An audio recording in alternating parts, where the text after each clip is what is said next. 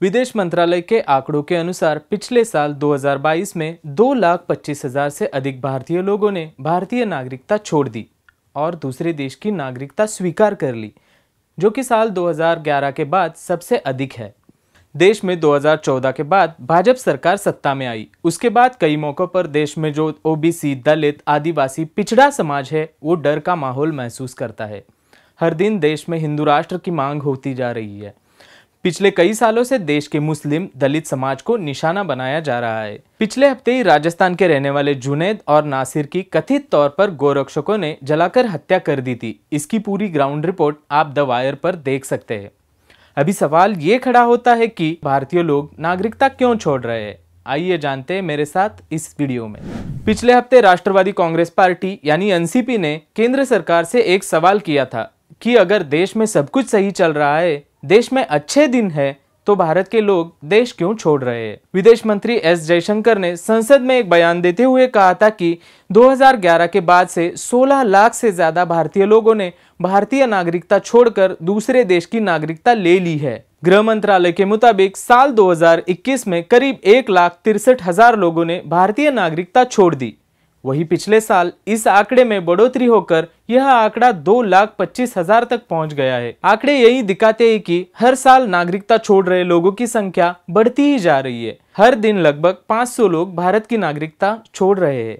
जो लोग नागरिकता छोड़ रहे हैं उनकी पहली पसंद अमेरिका है। उसके बाद ऑस्ट्रेलिया और कनाडा में ज्यादातर भारतीय लोग जाकर बस रहे हैं। अभी तक जिन लोगों ने भारतीय नागरिकता छोड़ी है उसके कई कारण सामने आ रहे हैं।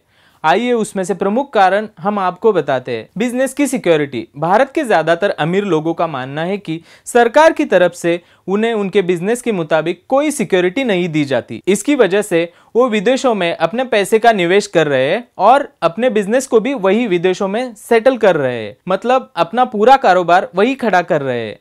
देखा जाए तो विदेश में नौकरी करने वाले भारतीय लोगों की संख्या सबसे ज्यादा है, क्योंकि भारत के मुकाबले पश्चिमी देशों में आमदनी ज्यादा है। शिक्षा की व्यवस्था। एजुकेशन के मामले में पश्चिमी देश भारत से बेहतर शिक्षा व्यवस्था रखते हैं।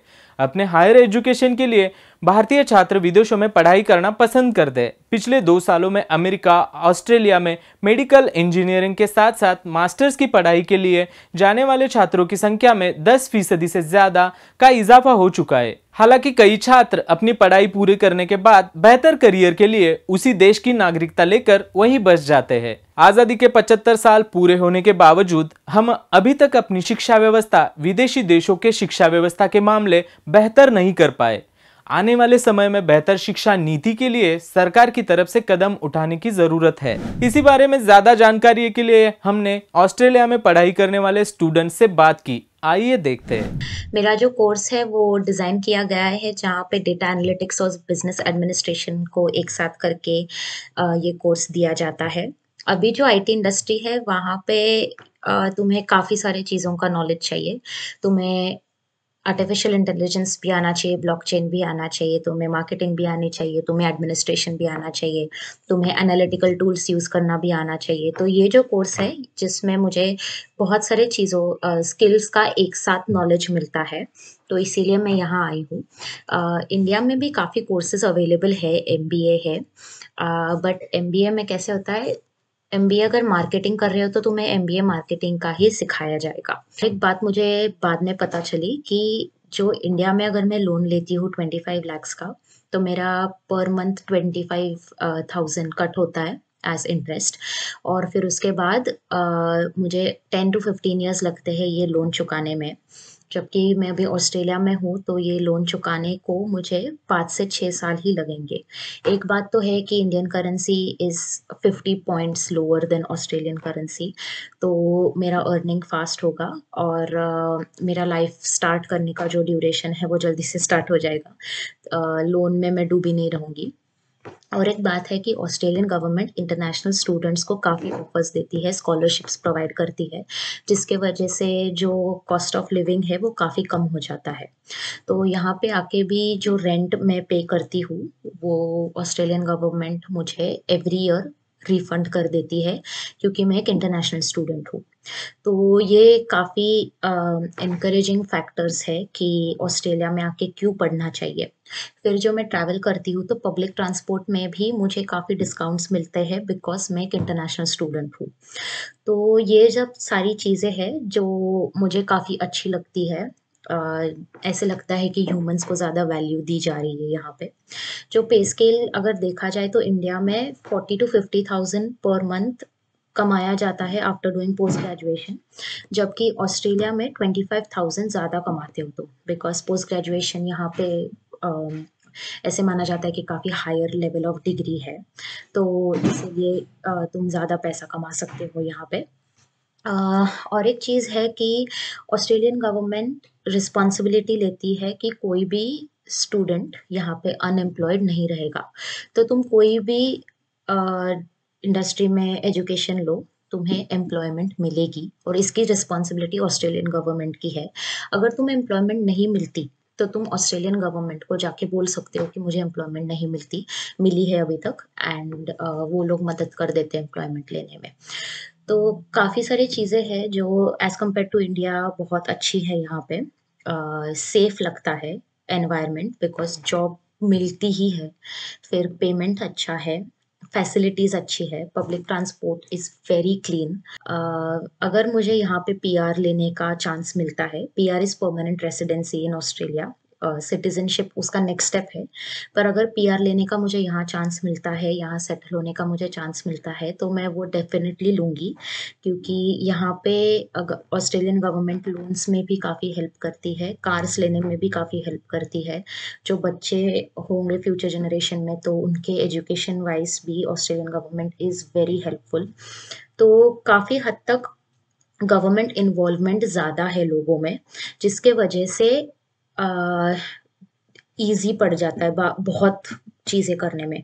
पिछले हफ्ते एनसीपी प्रवक्ता क्लाइड क्रेस्टो ने केंद्र सरकार से सवाल किया था कि नरेंद्र मोदी की अगुवाई कर रही सरकार कहती है कि 2014 में भाजपा सत्ता में आने के बाद देश में समृद्धि आई है, देश समृद्ध हुआ है, आगे बढ़ा है। अगर यही वास्तविकता है तो भारत के लोग जो दुनिया के अलग अलग देशों में बसे हुए हैं, उन्हें वापस अपने देश, अपनी मातृभूमि में आना चाहिए था। इसी मुद्दे पर हमने एनसीपी प्रवक्ता क्लाइड क्रेस्टो से बात की। राज्यसभा में एक प्रश्न पूछा गया कि पिछले कई वर्षों में हमारे देश से कितने लोगों ने नागरिकता छोड़ दी है। इस सवाल का जवाब देते हुए विदेश मंत्री जयशंकर जी ने 2014 के पहले और बाद में का पूरा ब्यौरा उपस्थित किया। यह देखकर कहीं ना कहीं ऐसा लगता है कि जयशंकर जी बताना चाहते हैं कि भाजपा के सरकार में आने के पहले और बाद में जो संख्या है लोगों की जिन्होंने विदेश जाकर अपने देश की नागरिकता छोड़ दी है, वह कहीं ना कहीं समांतर है। अगर वो ये बताना चाहते हैं तो काफी सारे सवाल पैदा होते हैं। देखिए, जहां तक गवर्नमेंट डेटा का सवाल है, पिछले 10 सालों में जितने लोगों ने हमारे देश की नागरिकता छोड़ी है, ऐसा पहले कभी नहीं हुआ। लेकिन अगर जयशंकर जी ये ब्यौरा दोनों समय का बता रहे, जैसे कि 2014 के पहले और 2014 के बाद, तो उन्होंने ये भी ब्यौरा देना चाहिए कि इस वक्त के पहले बेरोजगारी कितनी थी, इसके बाद कितनी थी, जीडीपी कितना था, इन्फ्लेशन और ईंधन के दर, जैसे कि पेट्रोल और डीजल के भाव जो है 2000 पहले, मतलब बीजेपी की सरकार आने के पहले और बाद जो कच्चे तेल के दाम है उसके कंपैरिजन में कि पेट्रोल और डीजल के दाम क्या है और क्या थे। सवाल ये उठता है कि अगर ये सब चीज ऐसे है तो बीजेपी ने हमारे सामने सारी चीजें उपस्थित करनी चाहिए। और बार बार ये कहने में आता है कि अब हमारे देश में सब कुछ अच्छा है, सब कुछ अच्छी तरह चल रहा है, कांग्रेस के काल में या यूपीए के काल में सब कुछ बेहाल था। तो अगर इस तरह का माहौल है, सब कुछ अच्छा है, तो फिर लोग अपने देश को छोड़कर क्यों जा रहे हैं? नागरिकता क्यों छोड़ रहे हैं, ये सवाल है।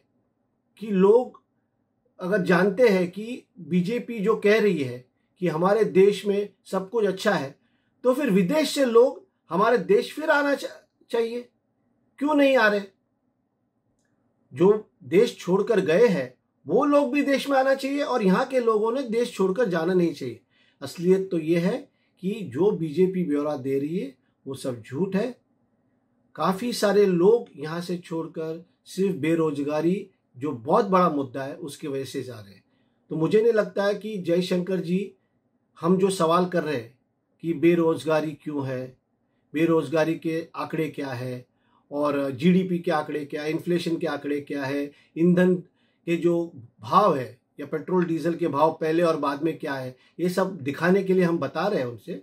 तो मुझे नहीं लगता कि वो ये चीज़ जो है उसका ब्यौरा हमको देंगे।